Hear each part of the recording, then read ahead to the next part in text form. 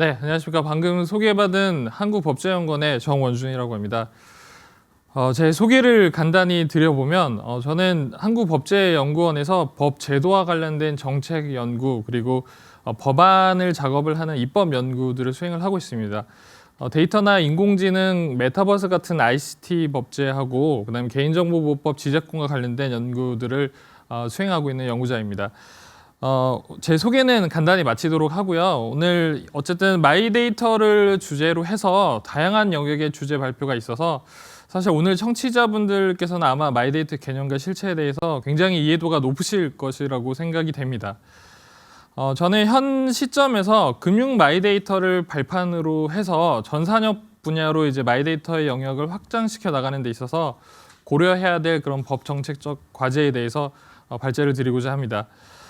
발표회 시작 전에 서두에 조금 말씀을 드려보면 우리나라에서 사실 마이데이터가 처음 출발을 하게 된 금융 분야를 살펴보면 그 시작 단계에서 상당히 업역 간의 다툼도 있었고요. 그리고 논의 초기 당시에 마이데이터 사업자를 허가하는 데 있어서 금융사의 자회사를 인정할 것인가 여부에서부터 전송중개료 수수료 문제라든가 스크린 스크래핑 금지와 관련된 문제, 그리고 API 인프라가 갖춰지는 부분에 있어서도 법 시행이 2차례나 미뤄지는 홍역을 겪었습니다. 그리고 또 적요 정보를 둘러싸고 이게 전송의 대상으로 넣을 것인가라는 부분에서 일정 부분 전자상거래 업체들과의 마찰도 있었기 때문에 사실은 이와 같은 많은 논란이 야기될 수 있기 때문에 이것을 전 분야로 확장시킨다고 했을 때는 상당히 법제도 측면에서 많은 논의가 필요할 거고요. 또 깊은 성찰이 필요해 보입니다.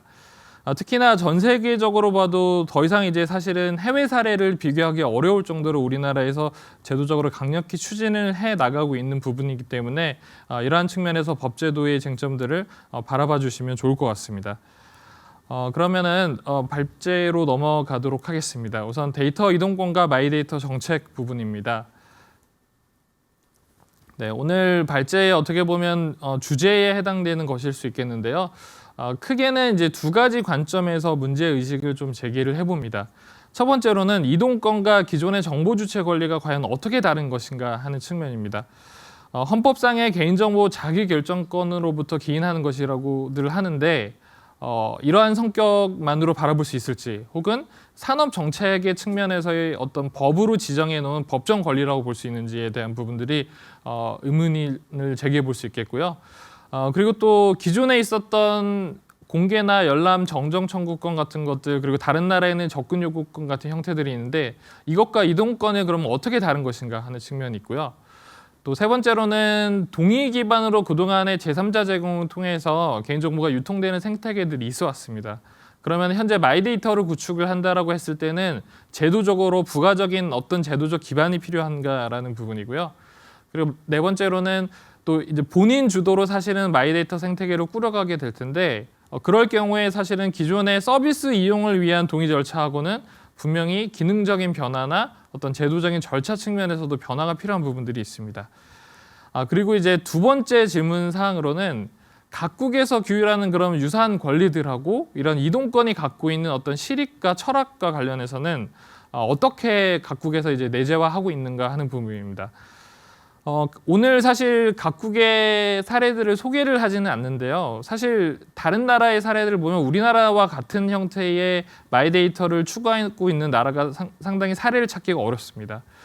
일례로 싱가포르 같은 경우에는 개인정보 이동권이라고 이제 정확하게 이제 명시를 하면서 사실은 마이데이터 사업자를 허가 사업자로 규율하지 않고 또한 전송의 대상에 대한 정보에 대해서도 특별히 지정을 하지 않습니다.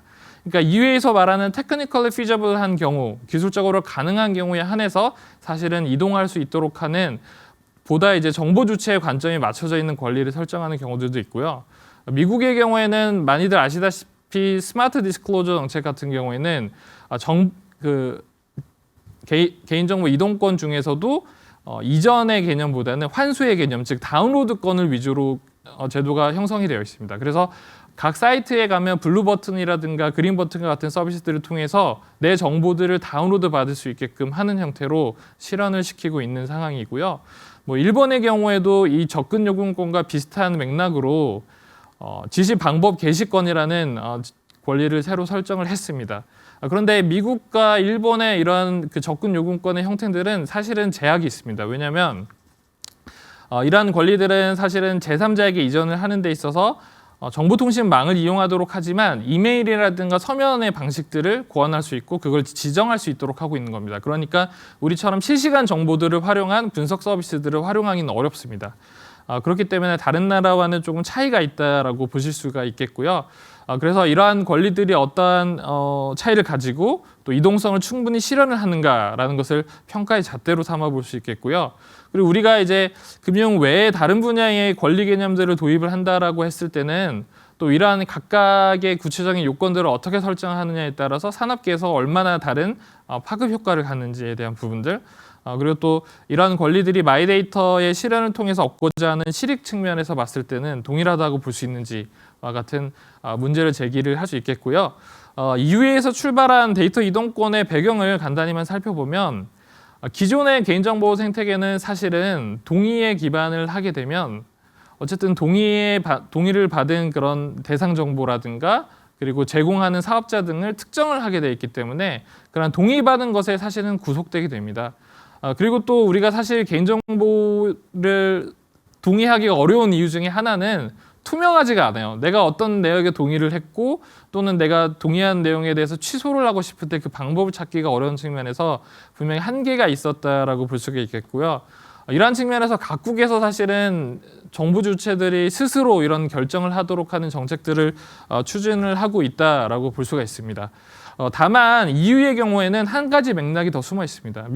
EU의 정책들은 대부분 디지털 싱글 마켓을 구축하기 위한, 그러니까 EU 자체의 시장을 만들고 미국 플랫폼 기업에 대한 견제 측면의 관점들이 녹아져 있습니다. 그러다 보니까 이런 스위칭 코스트를 낮추고 또 플랫폼 기업에 종속되어 있는 것들을 고착화 현상들을 약화시킴으로써 EU 시장에서도 사실은 데이터가 활성화될 수 있도록 하는 경쟁을 촉진하고자 하는 그런 기대가 녹아져 있는 개념이라고 볼 수가 있습니다. 그래서 이러한 측면에서 사실은 우리와는 조금 다른 맥락을 포함을 하고 있다라고 볼 수가 있겠고요. 그래서 이동권의 핵심은 결국에는 이 데이터에 대한 통합적이고 실질적인 권리 행사를 정보 주체가 통제한다라는 것을 목표로 삼고 있다라고 생각을 하시면 될 것 같습니다. 네, 다음으로는 이동권을 통해서 어떠한 것들을 얻을 수 있는가라는 실익을 보면 흔히들 말씀하시는 겁니다. 첫 번째로는 데이터의 진입 장벽을 낮춰준다는 점이고요. 이 부분에 있어서는 사실은 대기업 위주보다는 사실은 대기업이 전유하고 있는 그런 데이터들을 스타트업들도 가져볼 수 있는 기회들을 준다는 점에서 진입 장벽을 완화시키는 측면의 실익이 있고요. 두 번째로는 또 이러한 그 전환 비용을 낮추기 때문에 내가 언제든지 서비스를 변경할 수 있는 거예요. 그래서 내가 멜론의 음악 서비스를 듣다가도 벅스뮤직으로 그 해당 내역들을 받아서 목록들을 받아서 사실은 서비스를 변경할 수 있는 그런 형태로 독점을 완화시키는 기능들을 할 수가 있겠고요. 다음으로 이제 세 번째로는 그런 것들을 통해서 혁신적인 이익을 창출하는 부분, 그리고 네 번째로는 데이터 혁신을 촉진하는 부분들이 있겠고요. 그리고 끝으로는 앞서 말씀드린 것처럼 통제권 자체가 정보 주체에게 넘어간다라는 측면에서의 의의를 찾아볼 수 있겠습니다. 데이터 이동권은 기본적으로 두 가지 형태로 이루어집니다. 그래서 많이들 알고 계시겠지만 정보 환수하는 개념하고 그리고 이런 정보들을 이전 청구하는 형태가 있다라고 보시면 되고요. 이 두 개는 좀 권리 성격에 대해서 좀 비교를 할 필요가 있습니다. 그래서 다른 유사한 권리들하고 비교를 해보면 이러한 이동권이 사실은 굉장히 GDPR에 처음 등장했을 때 신선한 권리였기 때문에 헌법상의 개인정보 자기결정권의 일환이라고 볼 수 있는가. 왜냐하면 사실은 이동권을 행사를 하게 되면 기업들은 본인들이 보유하고 있는 정보들을 이전해야 되는 그런 경제적인 행정적인 부담을 지게 됩니다. 그렇기 때문에 이것이 개인정보 자기결정권으로부터 발생하는 것이냐는 굉장히 제도 세팅에 있어서 중요한 문제가 됩니다. 그래서 여러 가지 논의들이 있었지만 기본적으로 좀 일관되게 말씀들이 나오는 것은 이 정보를 환수받는 것에 대해서는 기존의 정보 주체의 어떤 열람 정정과 같이 알 권리의 확장이다라는 측면에서 개인정보 자기결정권의 일환으로 보고 정보 이전의 경우에는 사실은 기업에게 부담을 지우는 부분들이 있기 때문에 이 권리에 대해서는 조금 더 산업적인 지원이라든가 이런 것들이 바탕이 되는 그런 입법이 형성될 필요가 있다라는 것이 정리되고 있는 견해라고 볼 수가 있습니다. 그래서 기존의 열람 정정 청구권과 같은 알 권리 측면, 개인정보 처리 현황에 대한 파악의 측면에서의 권리들이 있고요. 그다음에 해외에서는 이 접근 요구권을 통해서 마이데이터의 어떤 철학들을 관철시키기 위한 그런 시도들도 행해지고 있습니다. 네, 다음으로는 이제 PDS 모델이 있습니다. 사실 우리나라는 그 금융 분야에 들여오면서 이 별도의 PDS 개념을 두지 않고 데이터를 관리하고 종합하고 통합 조회하는 마이데이터 사업자들이 실제로 서비스도 제공을 하면서 이런 PDS 기능과 오퍼레이팅 기능을 사실은 같이 하는 형태로 제도가 형성이 됐습니다. 그래서 이런 PDS 같은 경우에는 1차적으로는 내가 가지고 있는 정보들, 내가 여러 서비스를 통해서 발생하는 그런 개인정보들을 한데 모아서 통합적으로 관리할 수 있는 일종의 클라우드라고 보면 되겠습니다. 그래서 이러한 것들이 사실은 이 전 분야로 확산을 했을 때는 굉장히 중요한 개념이 될 수 있겠고요. 특히나 이제 미국에서 조금 굉장히 활발한 서비스를 하고 있는 디즈니 같은 경우를 보면 뭐 페이스북이라든가 인스타그램 같은 그런 계정들을 연결을 해서 내가 생산해내고 있는 데이터가 어느 정도 규모가 되고 이것들을 팔거나 혹은 아니면 다른 서비스 이용했을 때 어느 정도의 객관적인 재산적인 가치를 갖는지 달러로 표시를 해준다거나 이런 식의 형태의 어떤 서비스들도 운영이 되고 있습니다. 네, 다음은 이제 마이데이터의 개념인데요. 기존의 이제 API 모델이라든가 플랫폼 모델하고는 조금 다르게 사실은 장점만 취합을 하자면 고도의 통합성을 가지면서도 또 완전한 개인 통제를 할 수 있는 모델을 마이데이터라고 볼 수가 있습니다. 네, 이렇게 완전한 개인 통제 그리고 고도의 통합성은 사실 쉽지 않은 부분입니다. 그래서 그러한 점을 마이데이터 플랫폼의 특징이라고 볼 수가 있겠고요. 이 부분이 아까 말씀드린 대로 금융 분야에 들어온 본인 신용 정보 관리업 같은 경우에는 오퍼레이터 사업자가 사실은 이런 PDS 기능을 겸할 수 있는 그런 구조로 들어왔다고 볼 수 있겠습니다. 작년에 정부가 상당히 전 분야에 확산을 하겠다라는 그런 종합 대책을 발표를 했습니다. 사실 저도 이 발표한 것을 보면서 굉장히 놀랐습니다. 왜냐하면은 마이데이터가 이제 막 출발인 단계에서 이게 전 분야로 가기에는 상당히 먼 그림인데 이렇게 구체적인 계획들을 그리고 있어서 상당히 저도 놀란 부분들이 있었는데요. 이제 0단계 조회에서부터 저장 그리고 전송 요구, 대리 활용, 전 분야 확산의 형태로 단계별로 계획을 발표를 하고 있는데 현재 각 분야의 진도가 조금씩 다른 것 같습니다. 이를테면 금융 분야는 아직까지 대리 활용의 단계, 신탁의 단계까지는 아니고요.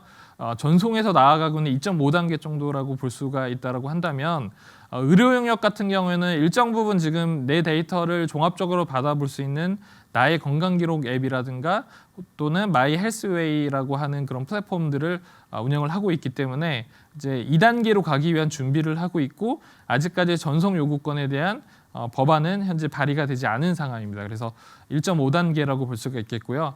그리고 다른 분야, 일반 분야 같은 경우에는 현재 개인정보보호법 정부 입법안과 또 민영배 의원안에 들어가 있는데 이 부분은 아마 국회에서 조금 더 논의가 필요할 것 같고 이와 관련해서는 이제 마이데이터 일반 사업에서 활용될 수 있도록 표준화 사업들이 지금 진행이 되고 있는 것으로 알고 있습니다. 그래서 각 영역별로 이제 종합 대책의 내용들이 들어가 있었는데요. 그 구체적인 내용에 대해서는 제가 말씀을 드리진 않을 거고요. 시사점 부분만 말씀을 드려보면 현재 개인정보 보호 법안에 이제 전송 요구권의 형태가 들어가 있는데 이 전송 요구권이라는 용어도 저는 사실은 변경이 필요하다라고 생각을 합니다. 왜냐하면 이제 전송이라는 개념은 아까 앞서 말씀드린 것처럼 데이터 이동권에 두 가지 권능이 있다라고 했는데 정보 환수와 정보 이전의 개념이거든요. 그럼 이 전송 요구권이라고 하는 용어가 사실 전송은 저작권법에도 전송의 개념이 있습니다만 내가 내 거를 나한테 받는 것을 전송이라고 표현하진 않거든요. 남에게 타인에게 전송을 한다라는 표현을 쓰기 때문에 이 전송 요구권이라는 표현도 일반법인 개인정보보호법에 왔을 때는 이유와 같이 뭐 이동권이라든가 혹은 다른 개념을 통해 가지고 조금 더 권리의 어떤 성격을 반영할 수 있는 그런 이름이 붙어야 되는 게 아닌가라는 생각들을 했고요. 그리고 현재 개인정보 보호 법안에 보면 여러 가지 내용들이 있는데 전송 플랫폼의 지원이라든가 전문 관리기관을 지정해서 운영하는 규정들도 포함이 되어 있습니다. 그런데 이 부분은 사실 개인정보보호법은 개인정보 보호와 어떤 활용과 관련해서 규율하는 일반법이지만 사실은 산업에 대한 개념은 그 법에 들어가 있지는 않습니다.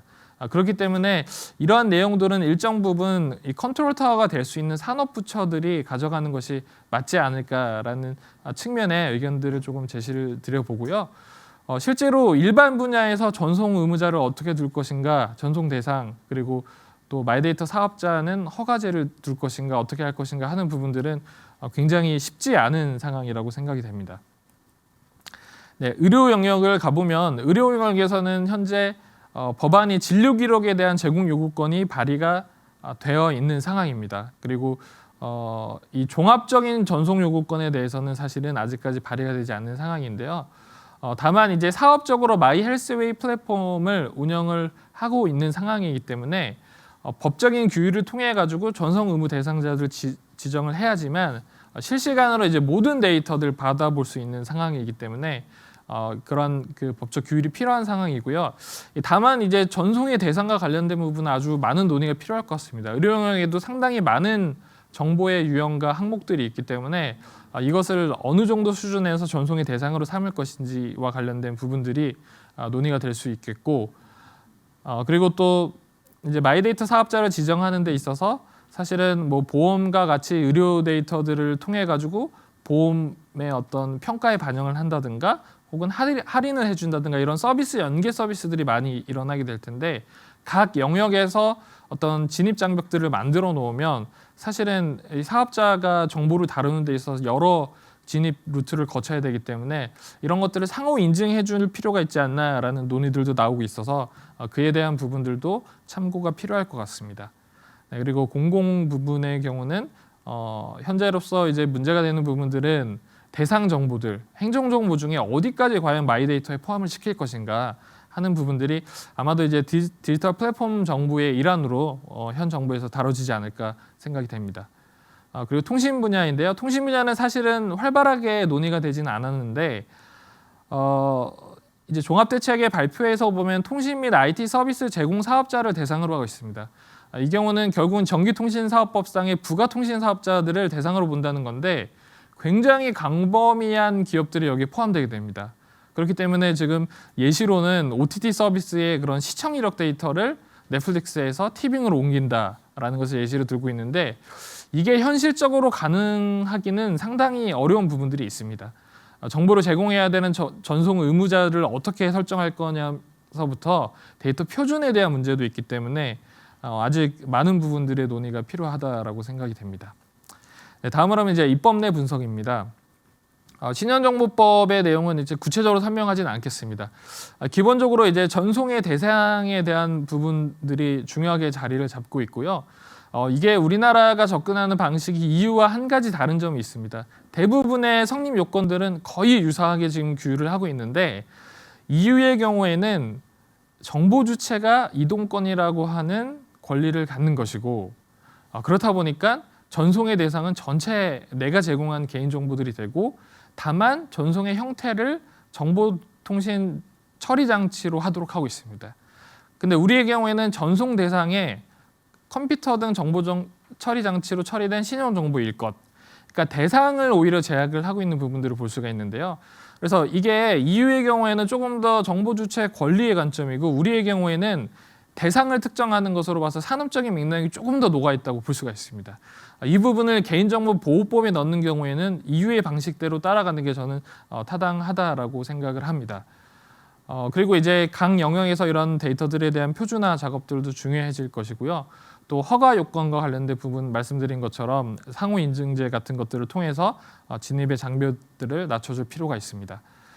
그리고 또 한 가지로는 이 금융 분야는 마이데이터 사업자가 할 수 있는 고유 업무, 겸용 업무, 부수 업무가 있습니다. 이거는 전업 주의 방식을 취하고 있는 금융 영역에서의 범위에 한정되는 것이기 때문에 일반 분야로 왔을 때는 조금 더 자유업으로 놔두는 것이 필요하다라고 생각하고, 그렇게 자유업으로 사실은 행사하는 것이 자기결정권이라고 하는 그 취지에 더 부합이 된다라고 생각이 됩니다. 네, 그리고 또 이제 여러 가지 규정들이 있습니다. 전송 제한 API 방식을 전면 도입한 부분, 스크린 스크래핑을 금지한 것이죠. 그래서 그런 부분이라든가 수수료에 대한 문제라든가 이런 것들이 전범위로 갔을 때는 굉장히 어려운 문제들을 야기할 수 있다라고 볼 수가 있겠고요. 그다음에 이제 전자정부법상에 지금 현재 행정정보 제공 요구권이라는 형태로 들어와 있는 것을 볼 수가 있습니다. 그리고 데이터 기본법에는 데이터 이동 촉진에 관한 조항이 들어가 있고요.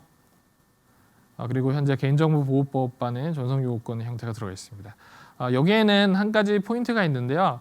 그 전문기관을 도입을 하게 됩니다. 그래서 다른 내용들은 거의 신용정보법과 유사한데 전문기관을 통해서 전송을 요구할 수 있게 되고요. 그래서 전문기관이 지정이 되게 되고요. 또 전송 요구를 받을 수 있는 처리자를 매출액 등을 통해 가지고 선별하도록 하고 있습니다.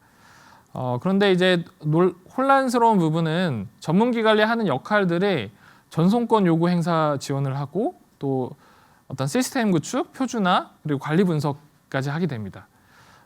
그러면은 여기서 사실은 전문기관도 데이터를 받아볼 수 있는 기관이고, 앞서 이제 다른 요건들을 갖춘 기관들도 데이터를 받을 수 있는데, 이 전문기관과 일반 데이터를 수령할 수 있는 사업자와 차이가 무엇인지에 대한 부분들이 아직까지 지금 법률 단위에서는 불명확한 부분들이 존재합니다. 그래서 이런 부분들은 조금 구체화해 나갈 필요가 있겠고요. 그다음에 이제 의료법 개정안 내용이었고요. 그다음에 이제 호주의 사례는 굉장히 좋은 사례로서 참고를 할 필요가 있다고 생각을 합니다.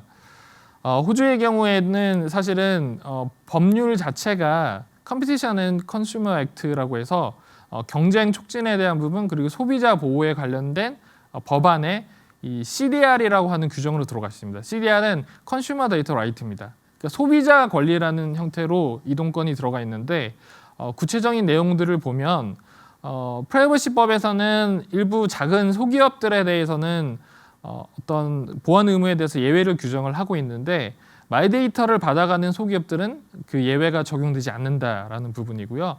또 소비자의 어떤 정보 흐름 투명성 차원에서 온라인상의 이제 대시보드 형태를 제공하는 것을 의무화하도록 하는 규정이 있어서 참고할 필요가 있다라고 생각이 됩니다. 그리고 호주의 경우에도 앞서 우리 정부가 발표한 5단계에 보면 대리 활용이 들어가 있는데, 추후의 개정을 통해서 소비자 데이터를 받아서 이제 대신 처리할 수 있는 그런 지정 대리인을 설정할 수 있도록 하고, 이런 지정 대리인에게 소비자가 직접적으로 요청을 하기 위해서 여러 가지 구체적인 동의 제도를 고안을 하고 있습니다. 그래서 이 발표 자료를 나중에 참고를 하시면 좋을 것 같고요. 호주의 경우에는 이렇게 그 대리인에게 지정하기 위한 그런 동의 절차들을 구체적으로 마련을 하고 있습니다. 네, 끝으로 이제 법적인 과제에 대해서 말씀을 드리도록 하겠습니다. 총 6가지 이제 말씀을 드릴 건데요. 첫 번째로는 전송 대상 정보 및 제공 의무 기간의 범위 명확화입니다. 이게 앞서 이제 계속해서 말씀을 드린 것처럼 각 영역별로 분명히 이해관계자 다툼에 대한 우려가 있습니다. 신용정보법에서는 시행령 별표를 통해 가지고 정보들을 나열을 해놓고, 또 이것을 가이드라인을 통해서 12개로 범주화해서 구체적인 전송 대상이 되는 정보들을 나열을 하고 있습니다. 이 중에 논란이 됐던 것 중에 하나가 적요 정보이고요. 이것을 포함시키는 것을 비롯해서 개인 사업자의 계좌 정보 같은 경우에도 사업자들이 굉장히 이런 마이데이터 서비스를 원하는데, 이게 개인 정보가 아니다 보니까 사실은 여기에 포함되지 못하는 부분들이 있습니다.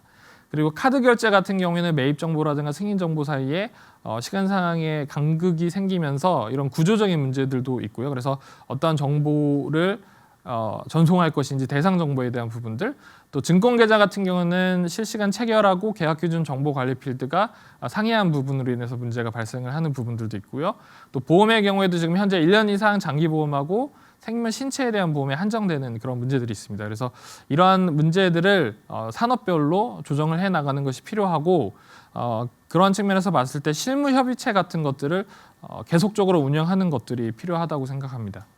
네, 두 번째로는 이제 인허가 요건 그리고 내부 관리 규정과 관련해서 현재 신용정보관리법 상의 요건들을 보면 기존의 이제 신용정보업이라든가 채권 출신업 같은 것과 굉장히 동일한 형태의 수준의 허가 요건을 요구하고 있습니다. 그래서 조금 더 마이데이터 사업자들에 대한 진입 장벽들을 낮춰주는 부분들이 필요하고, 또한 이해상충 방지와 관련된 부분들도 되게 민감하게 해석을 하면 이게 알고리즘에 대한 규제로 작용할 수 있기 때문에 조금 더 완화해서 적용하는 부분들이 필요하다라고 생각이 됩니다. 세 번째로는 정손 방식 제한, 그리고 API 망 이용에 대한 부담 문제가 있습니다. 앞서 말씀드린 것처럼 타 영역으로 갔을 때는 금융처럼 사실은 API 확보하기 어렵거든요. 예를 들어 의료 영역을 보자면 건강 건보라든가 심평원에서 관리하고 있는 공공 데이터성인 것들, 아니면 3차 병원이 가지고 있는 데이터들은 일정 부분 API로 연결하는 데 있어서의 시간은 걸리겠지만 가능할 겁니다. 하지만 1차, 2차 병원이라든가 여러 그 약국이라든가 아니면 헬스케어 기업들 정보들을 연결하는 데는 모두 API로 하기가 어렵기 때문에 이런 부분은 좀 자유롭게 풀어주는 부분들이 필요하겠고, 이게 중소기업한테는 이런 API 형태의 이용하는 것에 대한 부담 부분이 있기 때문에 이런 것들을 지원하는 방안도 필요하고, 또 이런 API 이용과 관련해서 공동출자라든가 분담금이라든가 이런 형태의 어떤 과금에 대한 해결책도 마련할 필요가 있을 것 같습니다. 네, 다음으로는 이제 수익 귀속 주체와 이익 분배 문제인데요. 요거는 대표적으로 이제 의료의 예를 들어서 말씀을 드려보면, 진료 기록에 대해서 이게 환자 거냐 의사 거냐라는 부분에 논란들이 있습니다. 그러니까 데이터 같은 경우에는 여러 가지 층위를 갖기 때문에 사실은 단일 주체의 것일 수 없거든요. 그렇기 때문에 개인 정보가 정보 전송의 어떤 대상이 된다라고 했을 때 이걸 분리시켜 생각할 수 있는 부분들도 있기 때문에 기본적으로는 병존적인 권리, 즉 권리의 다발로 생각을 해야 됩니다. 그러니까 진료기록부 같은 경우에도 환자가 가져갈 수 있는 부분과 의사가 권리를 주장할 수 있는 부분들을 구분해서 생각을 하고, 이게 마이데이터 서비스를 위해 필요한 부분이라고 한다면 의사가 일정 부분 권리 주장할 수 있는 부분에 대해서는 일정 부분 정부가 인센티브나 어떤 지원 제도를 마련하는 것이 필요하다라고 생각이 됩니다. 다음으로 이제 동의 구현과 관련해서는 기존의 동의하고는 사실은 조금 다르게 접근할 필요가 있다고 생각해요. 기존에는 사실은 개인정보 침해에 대한 우려 때문에 동의 제도를 엄격하게 사전적으로 구성을 해놓았지만, 마이데이터는 정보 주체가 적극적으로 참여하는 제도거든요. 그렇기 때문에 기존의 동의 절차에서 벗어나서 일정 부분 마이데이터의 한정에서는 포괄 동의도 인정할 수 있지 않을까라는 생각이 들고, 이게 앞서 말씀드렸던 호주의 사례처럼 마이데이터와 관련된 별도의 동의들을 마련할 수 있을 거라고 생각이 듭니다. 그리고 또 한 가지는 금융 쪽에서 말하는 알고 하는 동의, 그리고 의료 영역에서 informed consent, 이 두 개가 상당히 논의의 톤의 차이가 있습니다. 그러면 이 두 데이터를 결합을 했을 때 과연 어떠한 형태의 동의를 요구할 것인가, 이런 부분도 고민이 필요한 부분이고요. 네, 끝으로 이제 마지막 말씀을 드리면, 앞서 말씀드린 것처럼 굉장히 출발 자체는 개인정보 자기결정권의 일환, 그리고 그것의 실현에 방점이 가 있지만, 사실 마이데이터는 우리나라가 추진하는 것은 산업 측면에서의 많은 정책과 제도의 지원이 필요합니다. 그렇기 때문에 산업 차원에서는 이 개인정보보호법에 들어가 있는 권리 규정과 별도로 산업 차원에서 제도적인 지원을 할 수 있는 그런 근거 법률이 필요하다라고 생각을 합니다. 네, 이상으로 오늘 발제를 마치도록 하겠습니다. 감사합니다.